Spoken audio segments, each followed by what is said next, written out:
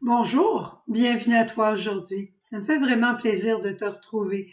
Comme tu vois, je suis encore du côté de l'infirmerie, simplement parce que la vie est assez mouvementée.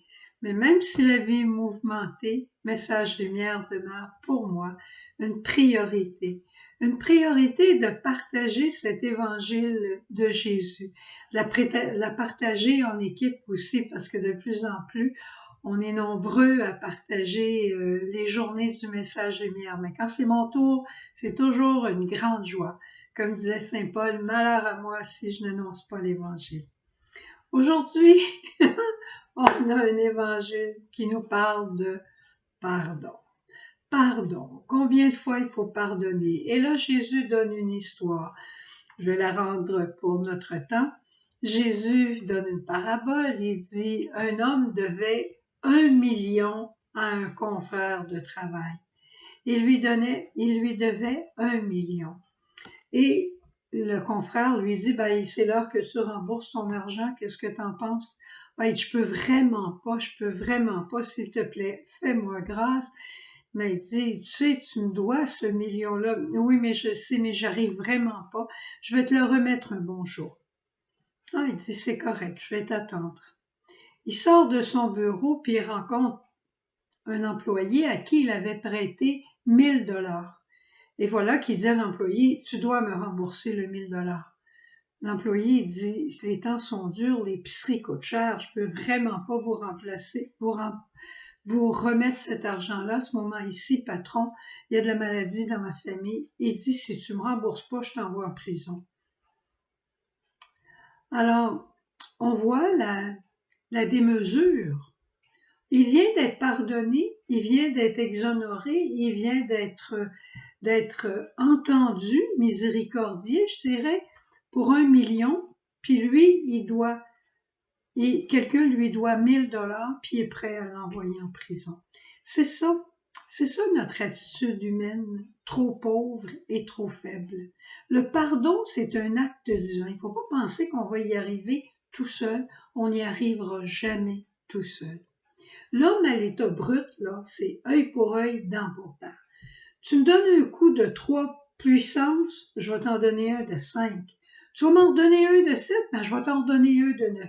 Et là, il se fait une ascension de guerre par des mots, par des gestes, et la guerre est déclarée. Je te raconte un événement qui est arrivé ces jours-ci dont j'ai eu connaissance à partir de Facebook. C'est une dame dont le monument funèbre a été vandalisé au cimetière. C'était le monument funèbre de son mari. Alors, elle était blessée au plus profond d'elle-même. Et c'est vrai que faire vandaliser un monument funèbre, c'est très douloureux. C'est une atteinte à la personne qui est décédée, c'est une atteinte à la personne qui est encore là. Ça se comprend pas des gestes comme ceux-là. Alors elle-même sur Facebook, elle a mis une photo du monument funèbre et elle a dit maudit cette personne qui m'a fait cette affaire-là, puis blablabla. Et tout le monde a commencé à lui répondre oui, ça n'a vraiment pas de bon sens, que maudit soit cet homme, que maudit soit ces personnes, ces jeunes, ainsi de suite. Ça a continué. Eh bien, je connaissais la personne assez pour lui dire tu sais, c'est pas tout à fait dans la sagesse de Dieu de maudire nos frères, même quand ils ont fait un geste impossible à notre égard. Elle s'est mise à réfléchir, puis elle m'a dit, imagine-toi, après avoir écrit ça, je suis allée dans la cuisine pour aller sortir une casserole que j'avais mise au fourneau et j'ai échappé la casserole pour peu, je me cassais aussi la casserole et mes orteils. Mes orteils ont été sauvés, ma casserole et mon repas ont été mis à l'eau. Alors, elle a dit, je pense que c'est pas une bonne chose à faire. Puis après, elle m'a réécrit en me disant, j'ai décidé d'enlever le message au complet. J'ai dit oui et béni cette personne. Essaie d'aller encore plus loin que juste pardonner. Pardonne et bénis. Je te raconte une autre histoire d'un homme qui est décédé aujourd'hui que je considérais comme un saint. Son voisin, l'hiver, quand il soufflait la neige sur son entrée de maison, il soufflait tout ça chez mon ami. Quand il coupait le gazon de son côté, il envoyait tout son vieux gazon chez mon ami. Mon ami, une chance, c'était un saint. Au début, il le trouvait très désagréable. Puis là, à un moment donné, il s'est dit, je suis aussi bien de lui pardonner. Mais ça n'arrêtait pas la situation. Un jour, il a décidé de commencer à le bénir, de lui souhaiter du bien, puis il souhaitait du bien, puis il souhaitait du bien. Eh bien, ce voisin-là a changé. Et non seulement il soufflait plus sa neige sur le terrain de mon ami, mais il venait souffler la neige du terrain de mon ami dans la rue. Il coupait même son gazon. Ils sont devenus amis. Et ce que je te raconte là, c'est tout à fait vrai. C'est vrai parce que Dieu est avec nous. Ce n'est pas la manière de procéder de Dieu, œil pour œil, dent pour dent, c'est pardonne et bénis.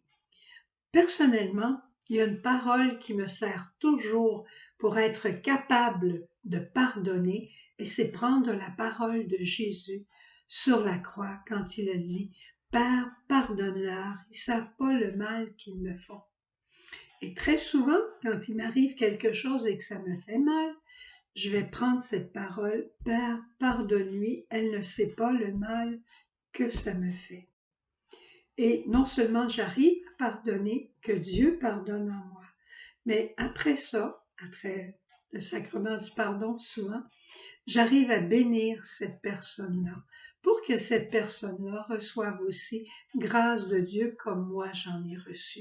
Hein? On pense au débiteur du début de 1 million à 1000 $. Eh bien, si moi Dieu me pardonne, si moi Dieu m'aide à pardonner, pourquoi je ne pourrais pas aider à mon frère en le bénissant, peut-être à être guéri de sa haine, guéri de sa rage, guéri de ses frustrations. Demander sur lui la bénédiction de Dieu. C'est pas moi qui va lui faire du bien, mais en le bénissant, Dieu va lui faire du bien. Bonne journée, bonne pratique et oublie pas, il faut toujours être très exigeant pour soi et très libéral pour les autres, et non le contraire. Bonne journée. Jésus,